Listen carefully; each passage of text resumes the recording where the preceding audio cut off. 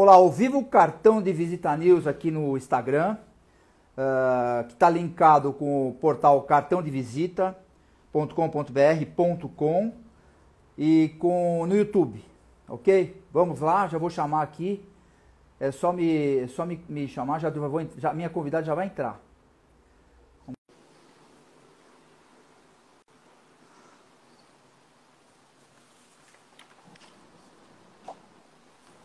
Olá, tô aqui. Olá, Oi, doutora, como vai? tudo bem? Bom dia, boa tarde, boa noite, não? Bom dia, boa tarde, boa noite. Graças a Deus, estamos aqui. A doutora Marcela, sua parceira, já está entrando aí com a gente. Eu sempre deixo claro para a gente não se preocupar com a audiência, porque isso vai estar hospedado no Instagram, vai estar hospedado no YouTube, e depois vai um breve currículo da senhora no portal Cartão de Visita para virar conteúdo de pesquisa. A primeira pergunta que eu vou fazer para a senhora, antes que as pessoas... Bom, deixa que eu faço depois, mas vamos lá. Doutora Mônica Tucunduva Espera Manfio, juíza de Direito da Vara da Família de Sucessões da Comarca de Assis, do TJSP. Se tiver alguma coisa, me corrige, viu, doutora? Tá, claro, pode ficar à vontade. Falar oi para a doutora Vanessa aqui, nossa presidente. Que honra, agora eu estou até nervosa dela estar aqui. Não, mas é importante sempre. Eu até agradeço o prestígio dos seus colegas aí. Nossa, obrigada mesmo, Vanessa. Obrigada, Marcela, também, por estar aqui prestigiando o nosso momento aqui de interação. Bom, a senhora além de uma questão do direito de decidir a vida das pessoas, a senhora também cuida de uma parte administrativa. A senhora é diretora do Fórum de Assis. Isso. É complicado isso, não? Olha, eu estou nessa função há exatamente 11 anos.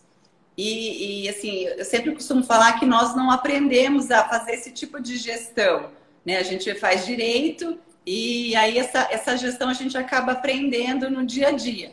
Mas foi uma área que eu me identifiquei tanto e eu gosto muito de fazer essa parte de gestão. Eu tenho uma equipe muito boa na diretoria do Fórum, que me ajuda, me auxilia, obviamente, na parte também de prestação de contas, de encaminhar todas essas informações para o tribunal, mas é uma área que eu também gostei de aprender. Eu acho que eu gosto de gestão, seja de conflito, seja de fórum, seja de questões, né, de família, aí, mas eu acho que é uma área que eu aprendi a gostar também, a trabalhar. Deixa eu falar um pouquinho mais da senhora. A senhora é juíza coordenadora do CEJUSC de Assis, que é o Centro Judiciário de Solução de Conflitos e Cidadania. Se a senhora quiser comentar a respeito, depois a gente comenta. Membro da NUPEMEC.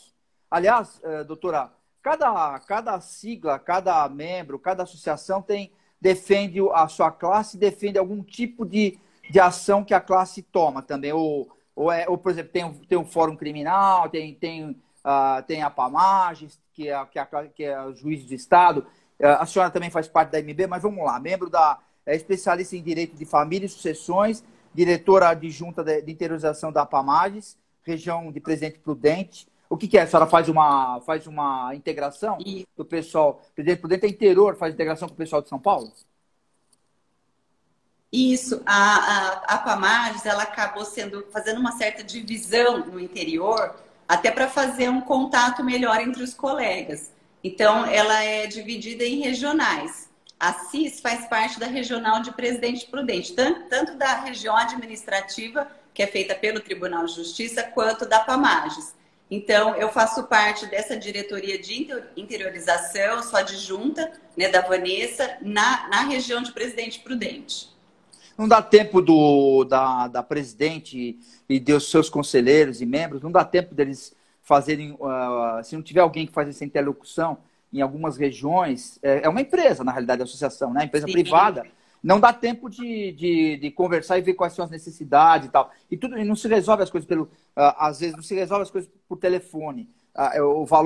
O que tem valor é mais, isso a senhora vai falar, que é a questão de comportamento, que a senhora se especializou nisso também, que ajuda a estar... Essa é uma preocupação até que a Vanessa sempre teve, de ter essa boa interlocução com o pessoal do interior, porque para nós é distante da capital. Não tem dúvida. Então, ela sempre teve essa preocupação, e aí até com a pandemia isso acabou se antecipando essa questão da união, de poder ter esse contato através de plataformas digitais. Então, ela sempre mantém esse contato conosco, né, com o pessoal do interior. Então, para facilitar, para que a gente não tenha que viajar, se deslocar para a capital, então tem a diretoria do interior. E aí a Vanessa mantém esse contato frequente com todos nós. Então é uma boa interlocução. A senhora é membro da diretoria institucional da AMB, Associação dos Magistrados Brasileiros. A senhora sabe, até conto para os seus colegas, eu fui o cara que criou a área institucional no Brasil. Uma hora nós vamos ter que contar, justamente por entender. Isso eu estou falando, eu criei essa área há 22 anos atrás. Ninguém sabia o que era. Era uma área institucional, na realidade, era mais até para preservar quem fazia os relacionamentos, que você cuidava de empresa privada ou poder constituir de sociedade civil, para que, na realidade, não virasse um lobby. A senhora, que fosse uma coisa que fosse uma coisa literalmente profissional. A senhora é formada em mediação judicial, mediação da Unipemec. A senhora também se envolveu um pouquinho de tudo para aprender a ter as suas convicções apuradas, hein? Essa parte do PEMEC, do Sejusc, depois eu explico para você que elas são bem sintonizadas, que o Sejusc é o Centro, né, de Solução de Conflitos e Cidadania do Interior, e o NUPEMEC é o núcleo do Estado de São Paulo, do Tribunal de Justiça, que trabalha com todos os Sejuscs do Estado, que tem mais de 270 Sejuscs no Estado de São Paulo. E o NUPEMEC, que é esse núcleo, que ele é o núcleo permanente, que a gente tem esse relacionamento, né, direto, essa relação direta. E eu faço parte como membro também do NUPEMEC. Multiplicadora do Programa de Gestão da Emoção do Instituto Augusto Cury, que é o AGE. Aí nós vamos falar sobre isso, que essa é uma área também que eu conheço. Ele é o Papa, né? Porque é o cara que vendeu livro para o mundo inteiro, ensinando as pessoas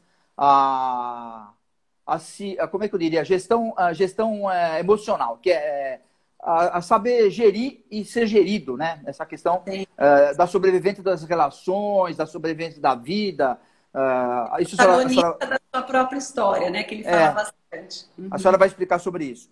A senhora é embaixadora do programa Você é Insubstituível em Assis, do Instituto Augusto Cury. Por que isso? Me conta. Posso falar já? Claro, aqui se eu começar a falar um monte de coisa que a senhora tem no currículo e a senhora, depois para explicar um a um, é melhor a gente já vai no contexto e a senhora pode mandar brasa. Depois a gente vai pro resto. Não, com certeza. Eu acho que assim, tudo parece que é separado, mas é tudo muito unido. Então, assim, eu fiz esse treinamento com o Augusto Cury, com ele próprio, e exatamente numa parceria entre a AMB, que é a Associação dos Magistrados Brasileiros, com o Instituto Augusto Cury e a AGE, que é a Academia de Gestão da Emoção. E eu fui representando a APAMAGES. Então, tá vendo que tudo tem uma ligação. E até assim, agradeço imensamente essa oportunidade que a APAMAGES me deu de ir lá poder representar a APAMAGES nesse treinamento. E eu me identifiquei muito com esse assunto, né? Tanto por conta da minha vida profissional, porque eu trabalho com famílias, e famílias que muitas vezes estão numa situação delicada, de um processo de separação, num processo de disputa de guarda de filho, problemas com alimentos, pensão alimentícia. E também, assim, foi uma coisa que me tocou muito pessoalmente. Mudou e tem sido transformador na minha vida pessoal. Então, por isso que, diante de todo esse treinamento que eu fiz, depois fui aluna dele num outro curso também, que daí eu fiz particularmente. Mas, assim, eu comecei a fazer essa aplicação desse conteúdo todo que eu aprendi e me tornei, então, uma multiplicadora do programa de gestão da emoção e também embaixadora desse programa Você é Insubstituível, que ele chama de vacina emocional, que é um trabalho também de gestão emocional, mas que lida mais com as questões de combate, assim, prevenção e combate, a ansiedade, a depressão, transtornos emocionais e suicídio. Então, ele é um programa pronto e eu acabei trazendo aqui para a minha cidade. A gente aplicou tanto para os funcionários do fórum, quanto para os mediadores. Aí foi uma coisa que começou a crescer muito. Eu levei também para a Polícia Militar aqui de Assis, eles também tem até embaixadores lá do programa, e levamos para as escolas também. E no Sejusc, que tem esse centro de solução de conflitos, tem a parte de cidadania. Então a gente abriu também as portas do Sejusc para as pessoas do público poderem participar desse programa, que ele é feito em 4 módulos. Presencialmente, normalmente, né? Mas esse ano, por conta da pandemia, a gente acabou fazendo tudo online e deu muito certo também, com a autorização do próprio Augusto Cury. E é uma coisa, assim, que é transformadora, sabe? Assim, eu falo, assim, da minha vida pessoal, particular e também profissional, assim, não é uma receita de bolo, que não tem jeito de falar, agora eu sei o que é, então pronto, já é uma vivência diária, mas é algo que a gente vê resultado. Então, se eu falei, se fez bem para mim, eu acho que pode fazer para outras pessoas também. Então, eu resolvi poder multiplicar. Essa questão da pessoa fazer esse curso de gestão emocional, eu vou dizer uma coisa, a senhora vai me dizer se tem sentido ou não. Na neurolinguística explica isso. Eu dei treinamento muito tempo, eu trabalho em uma multinacional, eu dava treinamento e a senhora acha que com esse curso que a senhora fez, a senhora por ser juíza de direito, ter que decidir a vida das pessoas, a sua convicção, a senhora acha que é importante que a pessoa enxergue também o óbvio, não?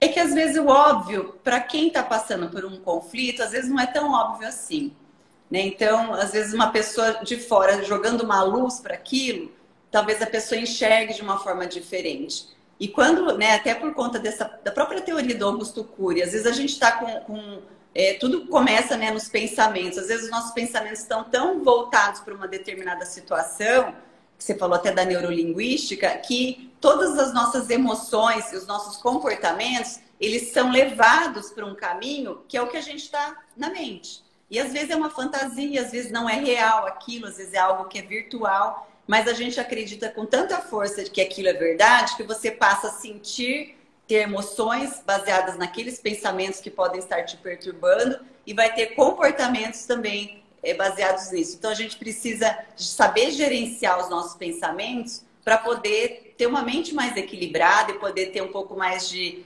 flexibilidade para lidar com uma situação. Então, às vezes, o óbvio não parece tão óbvio, né? Para quem realmente, às vezes, está passando por um conflito ali de dor, de sofrimento e precisa, então, às vezes, não só de uma ferramenta, mas, às vezes, de uma ajuda de um terceiro ali para poder facilitar essa solução, né? Porque quando eu falo...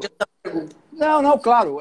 Na verdade, quando eu quis dizer o óbvio, assim, o problema das pessoas, quando estão em crise ou estão com alguma dificuldade, literalmente, na vida, a própria situação, que a senhora, ela não enxerga o óbvio, né? Ela não enxerga. Então, como eu falei na neurolinguística, que é comportamento, eu acho que o doutor Augusto Cury conhece muito bem essa praia. Nós somos obrigados a enxergar o óbvio, que a gente não quer, às vezes, porque a nossa... Inclusive é o seguinte, tem muita...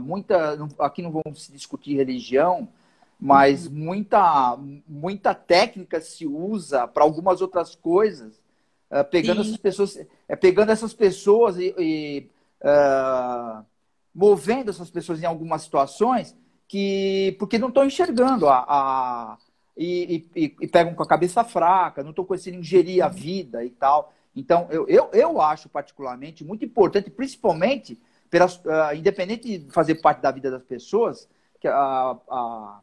por causa que as decisões que a senhora tem que tomar, conhecendo isso, 1000 vezes melhor entender a situação e tomar uma decisão, né? É que nós trabalhamos com o ser humano, né, Zacarias? Então, eu acho assim, quando a gente trabalha com o ser humano, e principalmente numa vara de família, que a gente lida com sentimentos das pessoas, com fragilidade, com momentos, às vezes, de fraqueza. Então, é um cuidado que a gente tem que ter muito especial, né? Então, assim, eu acho que esse olhar, a começar do juiz, ele é muito importante para eu poder ver que as pessoas que estão ali não é simplesmente um processo que eu vou julgar, mas são pessoas que estão aguardando uma resposta, uma decisão que pode interferir diretamente na vida delas ali né? Você vai fazer uma mudança de guarda, por exemplo, vai fazer uma regulamentação de uma convivência que não existia, você vai decretar uma prisão, né, em relação a uma pessoa, um devedor que não pagou alimentos. Isso reflete diretamente na vida da pessoa. Então, às vezes você profere uma decisão, você não tem uma efetividade. Então, a gente precisa, acho que, se conhecer e para poder também trabalhar com a outra pessoa que vai nos procurar. Então, acho que isso que você falou é muito importante para a gente saber conhecer. Nós estamos lidando com os seres humanos, com as suas mais variadas, com os seus mais variados problemas, as suas dificuldades, as suas formações, as suas experiências de vida. Então, isso é muito sério. Então, eu acho que a gente tem que trabalhar dessa forma mesmo, bem, muito responsável. Deixa eu só dar mais uma finalizada aqui. A senhora também é aluna do mestrado profissional do CD, Centro de Estudo de Direito Econômico e Social. Está estudando ainda, doutora? Eu comecei agora, a Vanessa também é da minha turma. E, nossa, eu falo com muito orgulho, porque esse mestrado foi muito desejado. Aqui na nossa cidade, a gente não tem mestrado em Direito.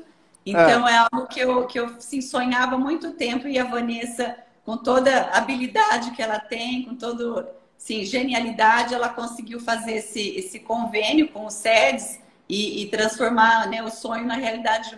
Muita gente aí que não conseguia ter acesso ao mestrado, e a gente conseguiu. Então, por isso que eu fiz questão de colocar aí, que eu acho que a minha mais nova função aí é de aluna do mestrado. Bom, agora começa a minha informalidade, que é reativa, hein? Isso é comportamento. Sim. Onde vai a minha juíza, onde encontrei a gestão da emoção? Me conta.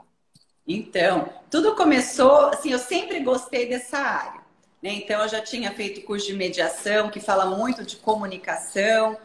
Tem gente falando que travou, eu não sei se você está me vendo e ouvindo. Não, para mim tá tranquilo.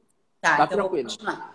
Então, assim, é uma área que eu sempre gostei de trabalhar, né? Essa parte de gestão de conflitos. Eu já sou coordenadora do Sejusc há bastante tempo, né? Trabalho numa vara que precisa de comunicação, que precisa de diálogo, que precisa de sensibilidade. Então, quando eu vi esse convite para participar do curso de gestão da emoção, foi algo que já me chamou a atenção. E eu saí do treinamento, assim, muito encantada com tudo, muito mexida, sabe? Fiquei bastante impactada com muita coisa que eu aprendi nesse treinamento. No curso de gestão. Isso, a senhora tem filhos? Tenho 3 filhos. Então, no curso de gestão, ensinaram a senhora a prestar atenção nos seus filhos, não? Sim, eu acho assim, a hora que a gente começa a prestar atenção né, em nós mesmos, a gente começa a entender que a gente tem que olhar para o outro também com mais compaixão, sabe? Poder compreender melhor as pessoas. É mais ou menos nessa linha dessas ferramentas que eu acho que ajuda muito quando você falou de um tema que eu falo de relacionamentos, porque isso muda, o relacionamento com a gente mesmo muda e o nosso relacionamento com o outro. Então, inclusive com os filhos, né? Porque a gente começa a entender também. Eu tenho 3 filhos, então cada um tem as suas particularidades, cada um vai ter a sua personalidade, a gente tem que saber respeitar. Quem que puxou o avô? Olha, aqui tem um pouquinho de tudo, viu? Não dá para falar. A doutora, quem puxou o Zezinho? Ah, você conhece meu pai? Não, te peguei, doutora. Não, hoje, quando a gente divulgou a sua entrevista, olha só como que é a comunicação e a internet, que o senhor fala, não se preocupe com a audiência. Sim, eu divulguei, um cara me mandou um WhatsApp dizendo, Zaca, você vai entrevistar minha prima. Ele é de Santa... Ele é filho do... É o Fábio Espera. Ele fala muito com o seu irmão. Ai, que bacana. Um abraço para ele, então.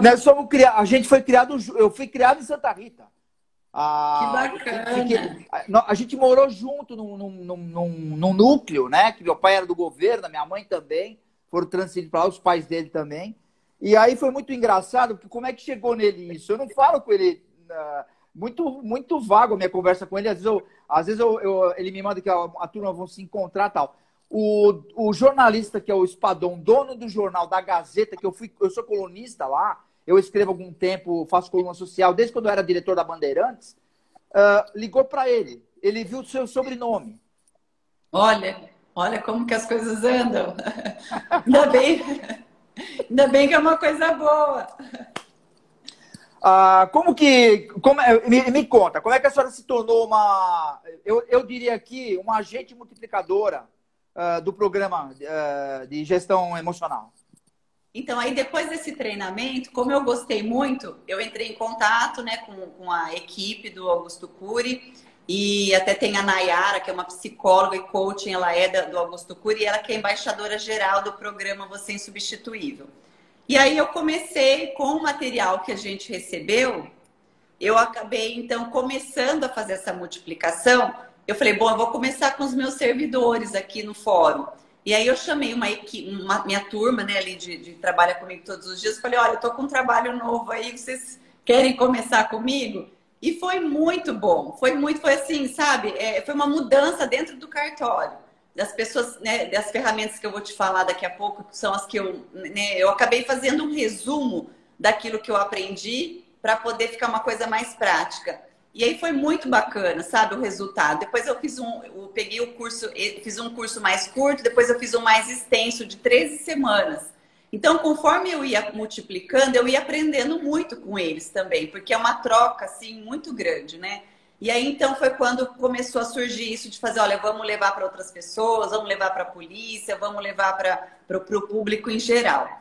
E aí, assim, eu né, continuei estudando isso, né? A gente tem um grupo dos embaixadores. Então, o Dr. Augusto Cury, né, quando a gente fez o curso online, agora em setembro, ele deu bastante respaldo para a gente também, para fazer de forma online, porque eu falei, nossa, será que é muita loucura a gente fazer online? Ele falou, não, vão, façam, e deu muito certo. Ele até participou na última apresentação, ele entrou ao vivo até para nos prestigiar e para dar uma legitimidade para o nosso trabalho. Então, assim, e é algo que eu tenho gostado tanto que, assim, eu quero fazer cada vez mais. Então, assim, eu montei algumas palestras, eu montei esse manual que eu te mandei agora no começo da pandemia. Eu falei, o que eu posso fazer com o que eu já tenho, que pode ser pouco, mas pode ajudar, que pode, de repente, contribuir para as pessoas que estão no isolamento social. A gente começava a ouvir muito, nossa, vai aumentar o número de divórcios, porque as pessoas não sabem mais se relacionar dentro de casa, e agora com esse confinamento, como que isso vai ser? Aí eu resolvi traduzir isso, né, de uma forma bem prática, uma forma didática, não é, como falei, não é uma receita, mas assim, foi de coração mesmo que eu fiz, com base no que eu já tinha aprendido. E aí eu acabei fazendo esse manual, como se fosse um passo a passo para assim, compartilhar, né? A gente ofereceu no nosso perfil, no Facebook, tudo de forma gratuita, para as pessoas poderem ter acesso e, de repente, ajudarem. Porque eu tenho essa listinha dessas ferramentas, eu deixo às vezes no meu espelho, deixo na geladeira, para ler todos os dias, porque é uma experiência. Não adianta falar que, essa aqui eu já sei, porque é muito simples, né? Falar em agradecer mais e reclamar menos. É uma coisa que a gente já ouviu isso milhares de vezes. Mas será que a gente vivencia isso no nosso dia a dia? É um meio de estar, eu diria, de estimular, é um meio de estar praticando aquilo. Toda vez que você está lendo alguma coisa. Ó, entrou o Casal Rico aqui, são apresentadores de televisão, são ligados à televisão, entrou a Bilt de João Pessoa. Tem gente o pessoal está prestigiando a gente aí. Então, assim, essas coisas que vão colocando, anotações que vão colocando, e aí vai ajudando você, não, porque eu já sei. Mas você vai, cada vez que você lê, você vai... Exercício. Isso é uma coisa também que eu até comentei acho que com a doutora Marcela na última live, com a doutora Miriam, não me lembro, sobre a questão da comunicação, da cola. Da cola na escola. A gente cola e acaba, vai lendo. Memorizando. Você memorizou, você não esquece nunca mais aquilo. É verdade. E aí leva pro comportamento. Nessa teoria do Augusto Cury, ele fala muito sobre isso, não da cola, tá? Mas assim, que dependendo quando você registra alguma coisa, tudo que a gente vê, que a gente ouve, que a gente sente o cheiro, a gente registra. Nós temos um fenômeno que chama fenômeno RAM, que é registro automático da memória. A gente querendo ou não querendo, tudo que a gente vê, ouve, sente, a gente registra. E quando a gente tem uma carga de emoção, o registro ele é muito mais privilegiado, ele é muito mais intensificado. Então, assim, se você pega alguma coisa, né? Então, assim, com uma experiência, a gente registra uma experiência com muito mais intensidade do que uma coisa que eu vou ler. Então, mas se eu vou ler, aí eu pego um dia e leio de novo. Aí eu estou registrando e registrando novamente. Novamente você vai aprendendo aquilo, sabe? Então, é uma forma mesmo de repente, a cola te ajudar a não só memorizar, mas você entender aquilo. Então, você vai reforçando aquele registro na sua memória. E ele vai ficando num lugar na sua mente que ele chama de MOOC, que é um lugar da memória que é totalmente... O tempo todo a gente está como se fosse um centro de circulação, que é a memória de uso contínuo. Conforme a gente vai utilizando bastante aquilo, fica nesse... É lógico que de uma forma, né, bem metáfora, mas é como se fosse um centro de circulação da nossa mente. Então, ali ficam registrados, né, aqueles acontecimentos, aqueles sentimentos que ficam lá com maior circulação. E aí, fala assim, eu já esqueci tudo. Não, eu não esqueci. A gente não apaga a memória.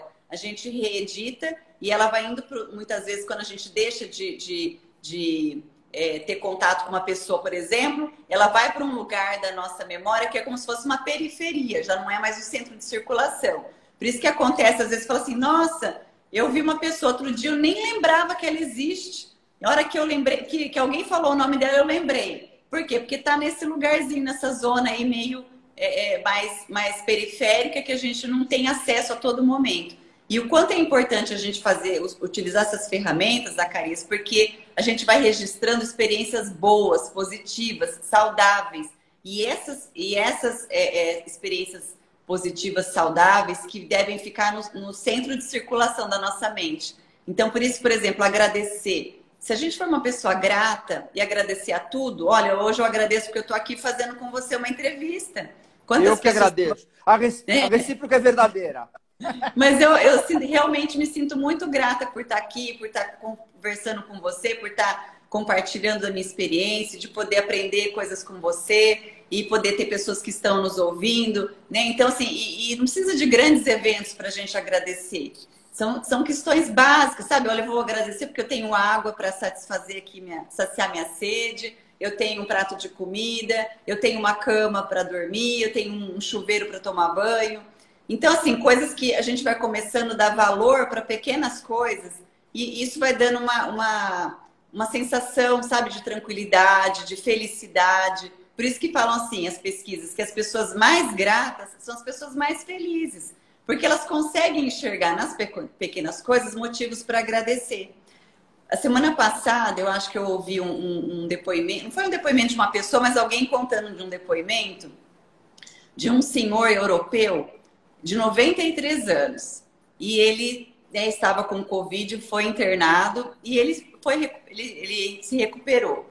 E quando ele estava saindo do hospital, uma pessoa ali, né, o atendente, o chamou por ele e falou assim, senhor, o senhor já está indo embora, mas está faltando o pagamento de um último dia, de uma diária de respirador.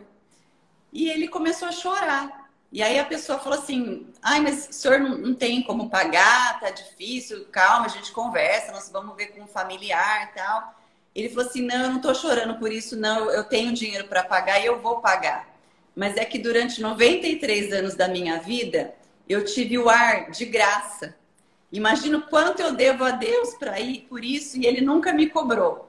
Então, assim, imagina a gratidão desse senhor de saber que ele estava vivo, saiu recuperado e talvez ele nunca tenha se dado conta de que durante 93 anos ele tinha o ar para respirar de forma gratuita.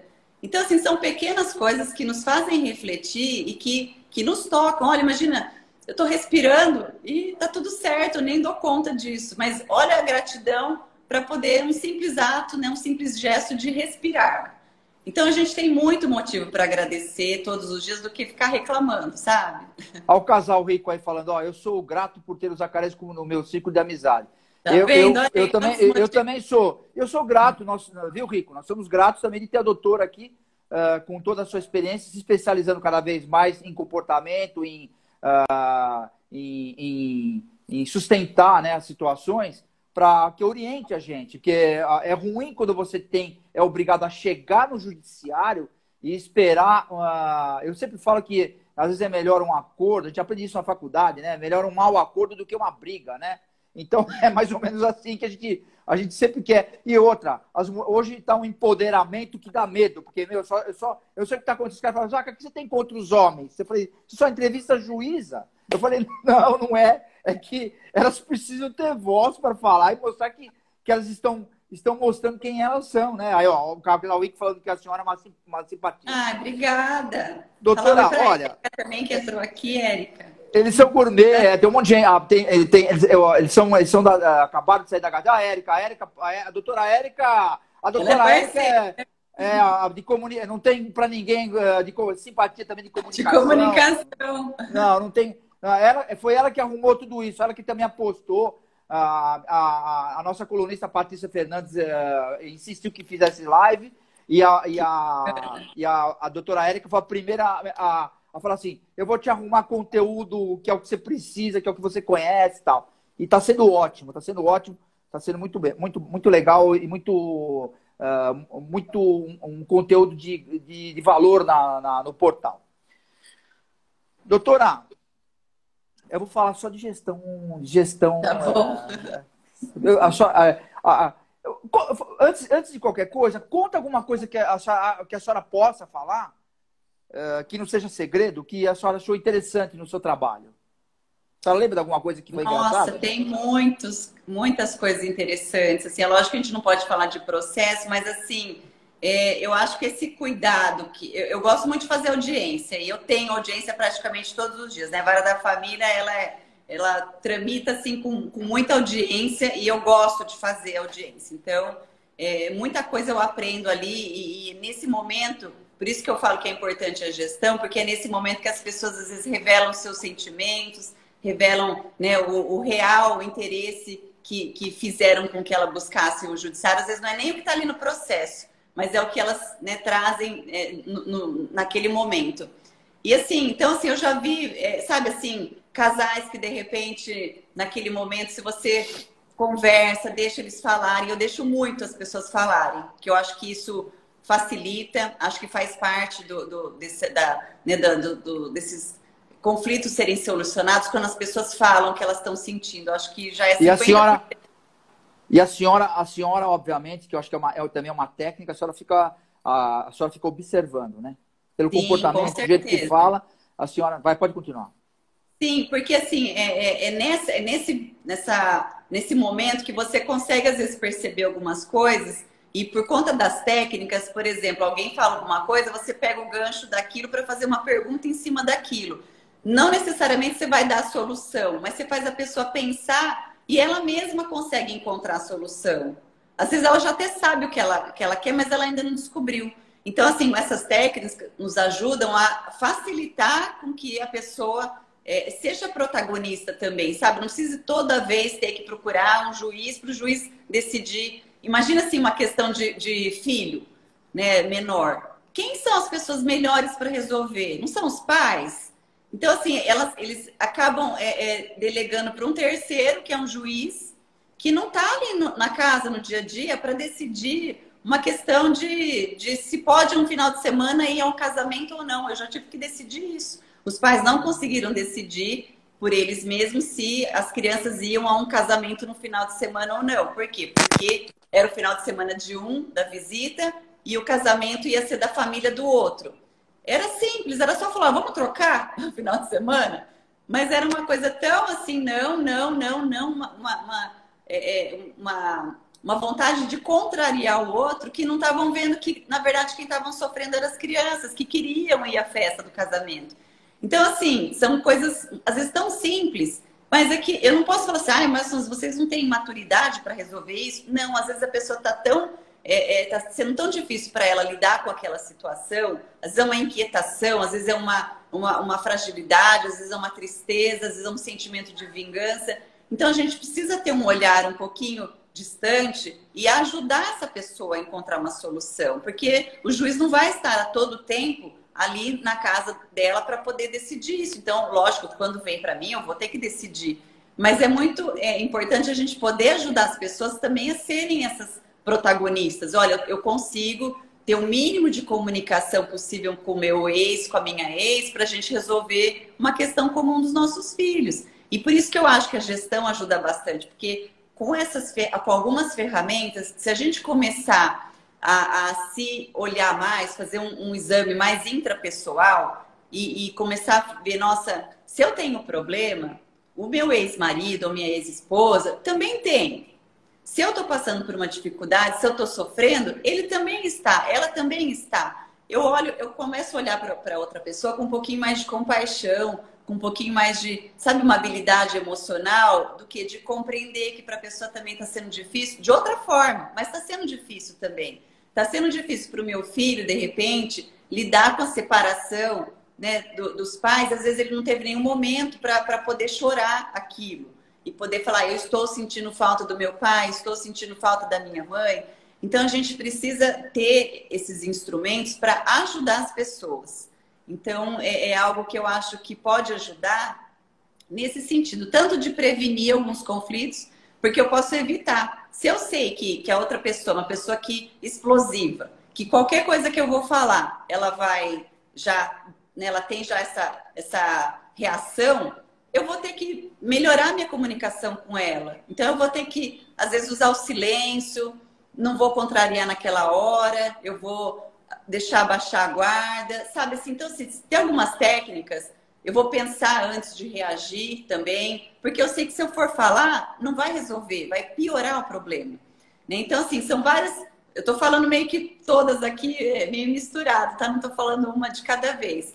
Mas, assim, eu acho que vai ajudando dentro dos seus relacionamentos. Então, assim, eu acredito muito nisso, sabe? Que um relacionamento, ele pode ser saudável, pode ser sustentável, se a gente tiver algumas bases aí para poder exercitar. Não é fácil, não é nada mágico, é um exercício, mas eu acredito muito nisso. E eu falo assim, por mim, eu tive uma mudança muito grande, Zacarias. Eu sou uma pessoa super sensível. Às vezes uma pessoa fala uma coisa, eu fico magoada uma semana. É uma característica que eu tenho e eu tive que aceitar que eu sou assim. Não adianta eu ficar lutando com uma coisa que é da minha personalidade. A senhora sofre. Eu sofro. Mas eu comecei a falar assim, mas por que eu sofro com isso? E tem uma técnica que o Augusto Cury fala que chama DCD, é duvidar, criticar e determinar. Eu começo a duvidar, mas por que eu tô sentindo isso? Será que a pessoa que falou isso para mim foi para me ofender? Será que de repente não é ela, que a própria pessoa que às vezes está com algum problema e descontou em mim? E eu comecei a fazer esse exercício durante muito tempo. E aí eu comecei a melhorar e comecei a perceber uma melhora, assim, sabe? Aí teve uma vez até que eu perguntei pro meu marido, eu falei assim, você achou que eu melhorei, assim, que eu tô... Ele falou, não. Eu falei, não, mas eu tô sentindo que eu tô melhor. Antes eu ficava uma semana chateada, agora eu fico uns 2 dias, um dia, porque eu comecei assim, a entender e gerenciar os meus pensamentos, porque tinha muita coisa que eu fantasiava. Ai, a pessoa não gosta de mim. Ai, não sei o quê. Sabe, às vezes não é aquilo. Mas eu tenho um problema sério. Eu odeio... eu admiro as pessoas que falam, pô, mas falem mal de mim. Não tenho que falar mal. Eu, por exemplo, não tenho filtro. Se tiver que falar na tua cara, eu vou falar. Seja autoridade... Meu, é óbvio, né? Como fala a doutora Érica, excelência só do tribunal. Ela briga comigo aí, né? Não é mais ou menos assim, mas eu odeio que falem de mim. Se falou de mim, eu quero saber por quê. Não vou brigar por causa disso. Mas por que tá falando de mim? Se eu procuro andar no trilho e fazer... E eu também tenho uma questão, até queria te perguntar na questão do que a senhora pensa, que a senhora treinou para isso também. Eu não enxergo assim, tá? Muita gente também sei que não enxerga, que são especialistas e tal, mas tem gente que enxerga ao contrário. Eu sou um cara muito crítico nas coisas, quando eu vou fazer e tal. E tem gente que fala, não, você é pessimista. A minha mulher às vezes fala, você é pessimista. Eu falo, não, você tem que pensar nas possibilidades que podem acontecer. Você não pode chegar e porque eu acho que eu vou ganhar um carro, que eu vou sentar no carro, vou... Não, você tem que saber como funciona. Por exemplo, a senhora vai parar no hospital hoje. Se a senhora não estiver preparada para isso, ou não se preparou para a vida, a senhora vai cair num lugar que não vai ter uma assistência adequada, que a senhora mereça, ou que todo mundo mereça, entendeu? Então, assim, o que eu quero dizer é o seguinte, eu fico muito preocupado quando eu falo de mim. Isso pega muito, porque a gente fica se policiando. Eu sou muito crítico com as coisas. A senhora acha que a pessoa que é crítica, a senhora deve ver muito isso na vara de família. Isso é pessimismo? O que a senhora enxerga? Eu acho assim, a gente também tem que trazer muito as coisas para a realidade, né? Sabe, daquele choque de realidade? Às vezes eu acho que é preciso. Não adianta passar a mão na cabeça e também não adianta ir para o outro extremo. Mas, assim, assim, eu acho que pode ser algo que não seja benéfico, assim, em termos emocionais, é sofrer por antecipação, né? Aquele sofrimento de algo que você já faz, né? O velório antes da morte. Eu acho que isso a gente tem que tomar um cuidado, mas eu não acho que isso é um pessimismo. Eu acho que a gente precisa lidar com situações e pensar nos alguns imprevistos que podem acontecer. Então, eu estou aqui falando com você, eu já sabia aqui que eu tinha que fazer, você mandou aquele guia lá para mim. Então, assim, a gente se prepara para a gente poder fazer o melhor. Agora, tem imprevistos que a gente prevê e tem imprevistos que a gente não prevê. Então, para aquilo que é previsível, eu acho que é importante a gente pensar, bom, se eu for em tal lugar, como é que eu vou ser atendida, que tipo de coisa que posso ser que eu vá receber, não sofrer por aquilo. Eu acho que o sofrer talvez cause um prejuízo, né, para a sua emoção. Mas eu acho que você pensar nas possibilidades para você se precaver, acho que isso não. Eu acho que é mais uma questão de ser realista, né, e não pessimista. Eu não sei se também se a vivência, né? A vivência, o tempo vai te ensinando, as pancadas que você toma na vida, as diversidades. Isso aí, a gente fala muito isso no curso. As adversidades também vão te ensinando você a sobreviver, né?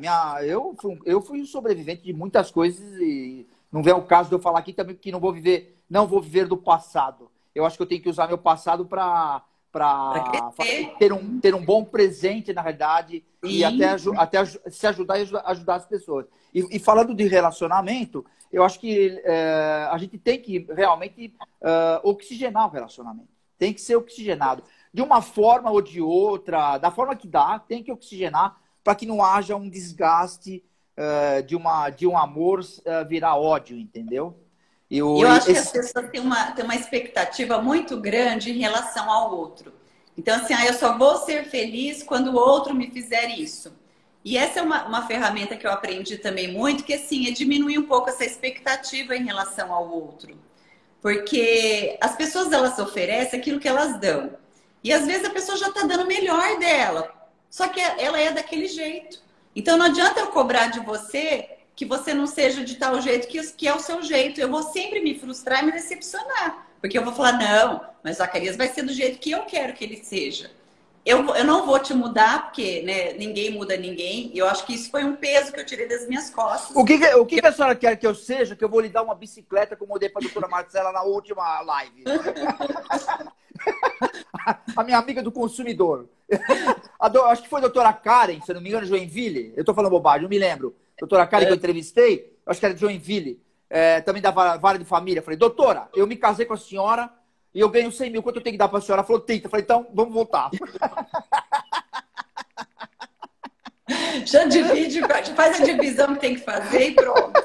Eu acho que tem muito problema na vara de família, de sucessões, a questão do dinheiro. Isso aí, aquela coisa do advogado vender fumaça pro cliente. Olha, vamos tirar tudo que tem da tua mulher, vamos tirar tudo que tem do teu marido. Tem muito disso, não. E a senhora tem que estar naquele meio de campo para saber entender todos os lados. Eu não sei se eu agrado ou não, porque assim, somente numa audiência, por exemplo, de divórcio, que tem partilha, eu já chego falando tudo que tem que acontecer.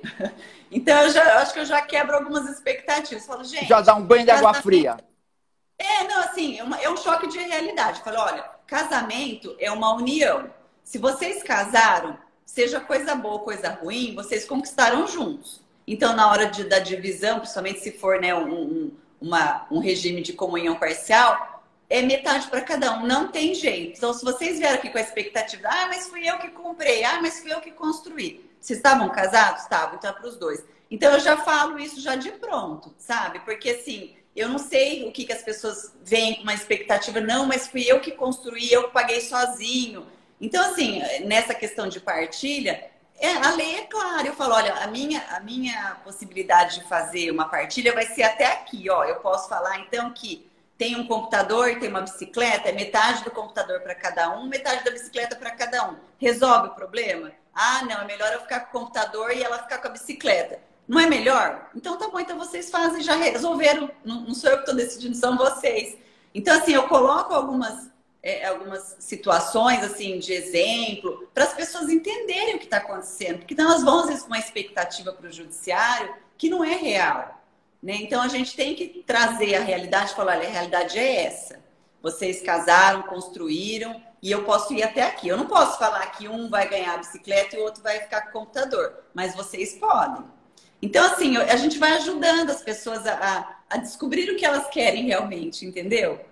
Bom, doutora, é o seguinte, eu fui lá, falei com o doutor Zezinho, a senhora se separou, deixou 3 eu casei com a senhora. Presta atenção. E aí o que acontece? Eu não trabalho, eu sou um vagabundo, doutora. Pode dizer, né?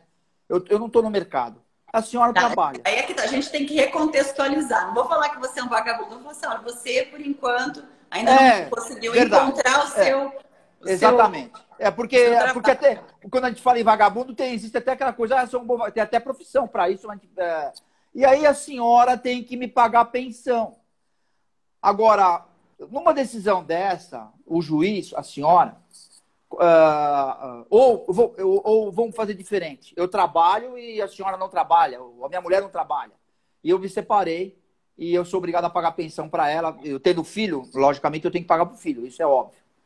Mas, agora, a minha mulher, ou eu, sou casado com a senhora, não tenho que me recolocar no mercado? Como é que funciona isso? Porque eu sei de casos que homem pede pensão para a mulher e a maioria, normalmente, isso é cultura. A mulher pedir dinheiro, pedir pensão, ou eu não vou dizer pedir, tem o direito da pensão do marido. Mas em algumas situações, elas são obrigadas a ter um tempo para se colocar no mercado, porque o cara vai constituir uma outra família. Como é que ele faz com isso? É muito difícil a gente contar o dinheiro dos outros. Isso é bastante comum, mas assim, isso tem se modificado um pouco. Tanto faz a mulher pedir para o homem pedir para a mulher. É lógico que culturalmente, o que acontece na maior parte dos casos? Sim, um exemplo, tá? O homem sai de casa, a mulher fica com os filhos, e aí né, a pensão dos filhos é inquestionável, porque daí decorre do poder familiar, não é em relação ao casamento. E aí vem a pergunta, mas essa mulher vai ter direito ou não a alimentos? Depende. Se ela é uma pessoa que trabalha, que já tem uma certa independência financeira, não justifica ela pedir pensão, de repente, para o ex-marido, porque ela tem uma independência financeira.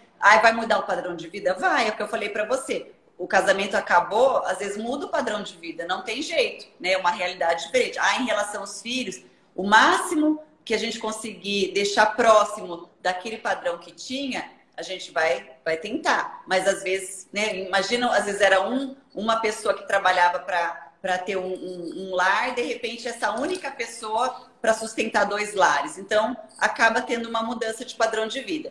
Agora, vamos pensar num casamento que, assim, uma mulher que ficou 30, 40 anos sem trabalhar, só cuidando dos filhos e né, não tem mais essa facilidade para entrar no mercado de trabalho. É outra questão que a gente tem que analisar. Por isso que cada caso é um caso. Então, daí, realmente, ela vai receber uma pensão para ela, se for o caso, se recolocar no mercado de trabalho, ou não, uma pessoa que tem, às vezes, um problema de saúde, não tem condição de trabalhar. Então, não tem jeito de falar que é uma regra. Tudo vai ter que ser analisado em cada caso para ver se essa pessoa ela não tem ou tem capacidade de trabalhar, ou às vezes momentaneamente ela não tem, ela precisa aí de algum tempo, 1 ano, 2 anos, 3 anos, que seja para poder se fortalecer e poder se recolocar no trabalho. Então, assim, vai depender muito de cada caso, da idade de cada um, do tempo do casamento que durou, se tem filhos, se a vida inteira cuidou do filho ou não, né? Ou se tem algum curso profissionalizante, se não tem. Então, tudo vai depender. O que, assim, a nossa jurisprudência tem entendido, que não existe mais aquelas pensões que duram eternamente. Então, assim, nossa, fica 50 anos pagando pensão, que como se fosse uma previdência. isso não existe mais, né? Isso o tribunal tem mudado bastante, eu acompanho bastante. Culturalmente, na época, né, virou um meio de vida isso. Sim. Tinha mulher que se casava com o cara, porque o cara tinha dinheiro, era o cara mais lindo do mundo, e daqui a pouco o cara perde o trabalho e começa. E aí ela quer ficar com o dinheiro do cara, essas coisas. Eu digo mulher, como também homem. Homem, para mim, sim, não aqui é mais comum mesmo. É mais comum, culturalmente é mais comum. Doutora, mas isso acontece bastante, sim, na vara de família. Agora deu uma travadinha, mas voltou. Vamos falar sobre vamos falar do direito. Eu sei que a senhora gosta e a senhora é convicta nas suas decisões. Mas vamos falar sobre o que a senhora sintetizou na aplicação da prática do dia a dia, nas ferramentas principais da questão da gestão emocional, né? Isso. É como eu comecei a falar para você, assim, eu acho sempre que quando a pessoa ela muda com ela mesma, isso vai ter um reflexo no relacionamento dela, seja em casa, seja fora de casa. Mas a gente está falando no ambiente familiar. Se eu começo a ter essa mudança, igual eu falei para você, perguntei para meu marido, eu estou mudando? Ele talvez não tenha percebido naquele momento. Mas na hora que você começa a utilizar essas ferramentas, então, por exemplo, de parar de ser aquela pessoa reclamona, sabe que tudo tá ruim, que tudo vê defeito e começar a ser uma pessoa mais grata.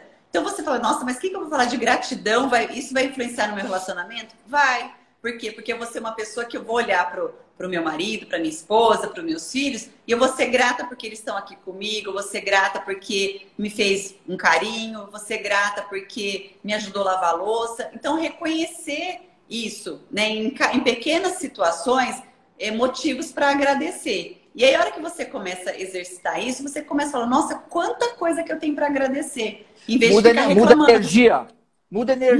Muda seu olhar, sabe? Em vez de você olhar que o copo tá mais vazio, você vai olhar que ele tá mais cheio. Fala, nossa, o copo tá cheio para eu tomar água. Porque a pessoa que é muito reclamona, ela também contamina o ambiente. Ai, não tá bom. Ai, a água não tá quente o suficiente. Ai, a comida não tá muito boa, tá salgada. Parece que... Não é? Mas você já conviveu com uma pessoa assim? Não, mas a minha mulher fala que eu sou assim, que eu reclamo o tempo todo. Mas não é que eu reclamo, não é isso. Não reclamar da água. Mas eu reclamo, dá para apagar a luz? Dá para fechar a torneira? Então, assim, o que eu faço? Eu fico praticando toda hora. Sim, aí chega uma hora que você fala, aí eu falo para minha filha, pá, ela já acorda, já sabe que tem que apagar a luz. Porque se você não condicionar, aquilo que a senhora falou, papelzinho, tudo quanto é lugar, se a senhora não ficar falando, não pontuar, não aprende. A gente vai no instinto, né? A senhora leva para... Isso aí é uma coisa que a senhora leva para a vida inteira. Com certeza. É por isso que eu gostei disso.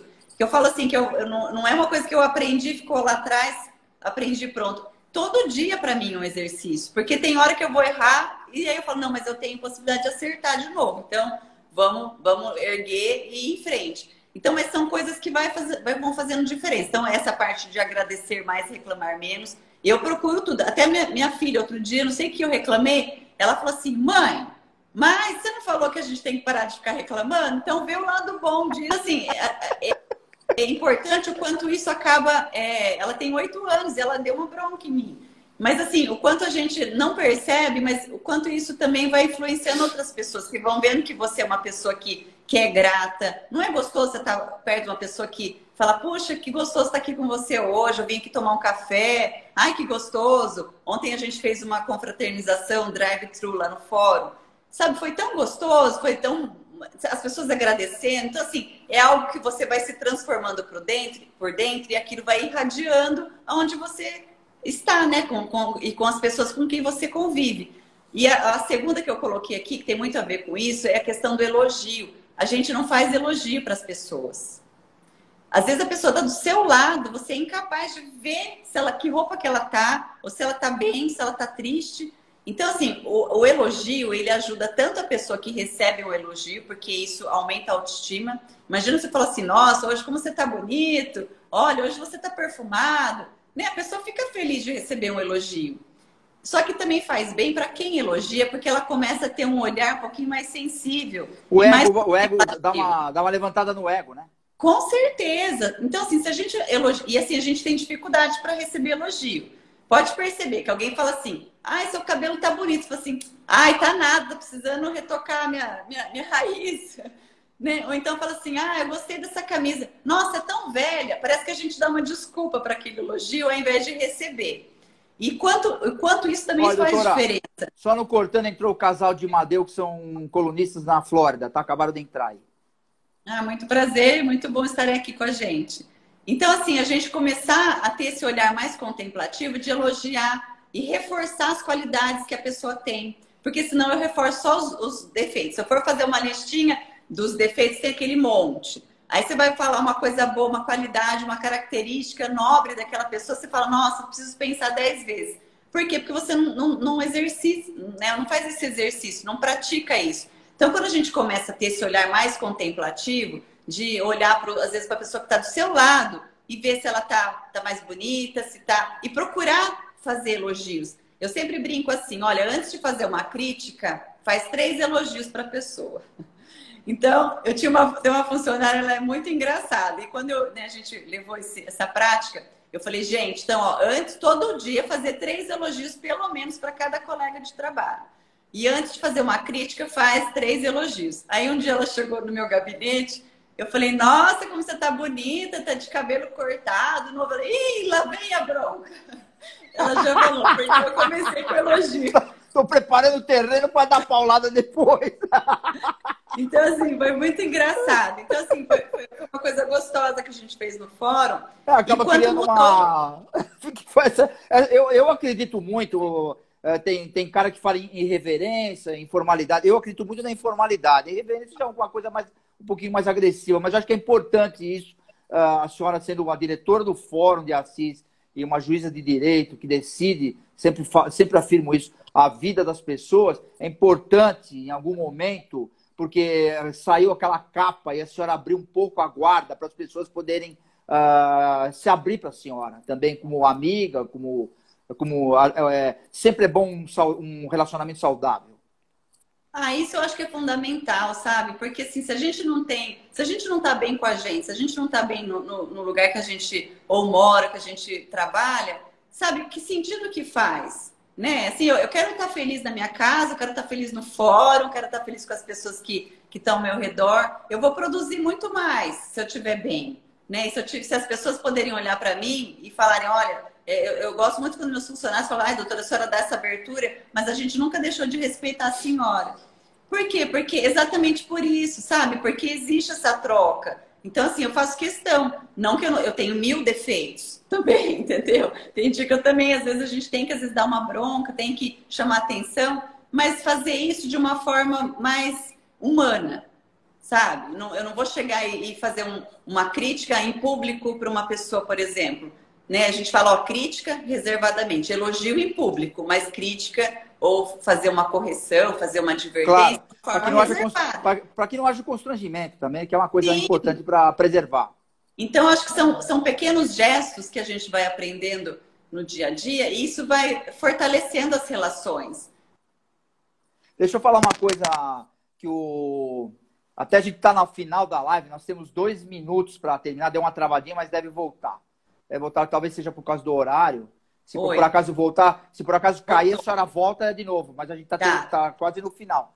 Deixa eu fazer um comentário aqui. Eu acho que nós vamos ter que voltar numa próxima, doutor, no ano que vem, para falar mais sobre gestão. Ah, eu vou adorar. Isso é importante. Uma coisa que o ministro Fux fez esses dias uma reunião no CNJ, ele fez um comentário que eu também acredito nisso, que a presença feminina é uma luta pela igualdade e pela justiça, né? Eu acho que ele falou o óbvio. Eu acho que é o óbvio isso. Por isso que eu falo, quando enxerga-se o óbvio, é importante. Eu acho que tem tudo a ver com essa questão. A senhora acredita nesse discurso? Quem sabe direito não sabe nem direito, não? Eu acho que a gente tem que ter humildade para sempre estar aberto a aprender, Zacarias. Então, assim, não dá para a gente ter nada absoluto do que eu entendo, do que a respeito do direito, vamos pensar no direito, né, como uma ciência, porque, assim, eu acho que a gente tem que ter essa humildade de sempre estar buscando conhecer coisas novas, conhecer dentro do direito o que é certo, o que é errado, o que é de direito e o que não é. Então, eu não sei se é nesse sentido que você está perguntando, mas eu acho que não tem limite para o conhecimento. Então, assim, eu tenho essa humildade, sabe, de saber que tem muita coisa que eu não sei mas se eu precisar saber, eu vou ter que correr atrás para descobrir, para estudar, para pesquisar. Não sei se é nesse sentido aí que você está me perguntando. A vida ensina, né? Porque a gente sabe, eu entendo que no direito, no direito literalmente, no papel cabe tudo. Agora. Sim, a gente nunca sabe tudo, né? No papel cabe tudo, né? A gente não sabe o resto. Doutora, eu vou falar para a senhora ser muito breve, que nós já demos 1 hora de live. Nossa, pode ser que derrube. Eu queria mandar uns recadinhos, mas eu queria que a senhora terminasse, concluísse aí o nosso bate-papo, que nós vamos, obviamente, retornar o ano que vem, se a senhora me permitir. Nossa, com certeza, eu já aceito o convite, porque você percebeu que é um assunto assim que se deixar eu fico horas falando, porque me faz muito bem. E eu gosto mesmo. Então, assim, eu queria, já que a gente está falando de gratidão, de elogio, eu quero elogiar o seu programa, porque eu acho que ele leva, né, conhecimento, experiência para tanta gente e fazer meu agradecimento aqui de coração pelo convite, pela confiança e deixar, assim, esse período agora do ano que eu gosto bastante de fazer uma reflexão. Eu gosto de fazer uma retrospectiva do ano. Foi um ano muito difícil, acho que para todo mundo, sem exceção. Em alguma área da sua vida, né, algumas pessoas tiveram dificuldade. Mas assim, como eu trabalho nessa área de família, eu queria deixar, sabe, um recado para que as famílias se fortaleçam. Eu acho que a família é o maior laboratório do amor, onde a gente pode aprender a dar amor e receber amor. Então, que as pessoas tenham um pouco mais de cuidado com as suas famílias, com as pessoas que estão do seu lado, seja marido, esposa, pai, filho. Eu acho que a gente tem que ter um cuidado com o ser humano e principalmente com o ser humano que nos é mais caro, que são as pessoas da nossa família. Então, eu deixo essa reflexão e que esse período que a gente passou aí, eu acho que as famílias tiveram oportunidade, estão tendo oportunidade de se fortalecerem. Então, vão ficando algumas dicas aí. Depois, se você quiser, a gente fala mais. Ficaram outras ferramentas que não deu tempo da gente conversar. Mas pensar nisso, sabe? Que vá para sua casa, ame a sua família. E eu acho que é a base, a gente fala a base da sociedade, mas acho que é a base da construção dos melhores relacionamentos que a gente pode ter. Eu gostaria de agradecer a consultora Pereira Alvim, de Ribeirão Preto, que dá apoio cultural para a gente. Eu gostaria... SG Acessórios Atelier. Vamos ver se um dia você vai estar usando alguma coisa da SG Acessórios Atelier, né? Que veste Paula Fernandes, Amanda Françoso, tem um monte de pessoas aí que procuram e que está dando apoio cultural para a gente. Eu também quero agradecer a Sensorial, Clínica Sensorial, do Dr. Ailton Takishima, que é cirurgião plástico das estrelas, está sempre com a gente. Ele deu uma arrumadinha no meu olho, não sei se a senhora percebeu, mas tá meio que estava caindo, sabe? Então, é isso. Eu também quero mandar um recadinho rapidinho, que dia 7, a primeira live que a gente vai retornar, eu vou entrevistar com muito orgulho, inclusive, o professor de faixa vermelha de jiu-jitsu, escritor e criador do UFC, palestrante motivacional, o Horel Grace. Ele vai ser, a primeira live vai ser no dia 7 com ele, que agora está envolvido com nutrição, com um monte de coisa. E ele vai falar um pouquinho do UFC, que a primeira ideia que foi no início, que acabou mudando e tal, vai ser muito bacana. E eu vou deixar um recadinho para a senhora e vamos nos desconectar aqui. Tá bom. Eu quero agradecer a sua elegância, a sua beleza interna e externa. Isso não deixa de... Não a faz ser profissional. Eu quero deixar bem claro que ser profissional não é a beleza que... Então, eu vejo que a senhora tem uma beleza também interna, é muito preocupada em se especializar, em se atualizar, em se renovar para poder tomar as decisões adequadas e viver uma vida em harmonia com a família e com as pessoas e com os seus funcionários, porque dirigir um fórum não é brincadeira, principalmente em tempos de pandemia. E eu vou encerrar com essa frase. Obrigada. Ser feliz é deixar de ser vítima dos problemas e se tornar um autor da própria história. Boa noite, doutora. Obrigado. Boa noite.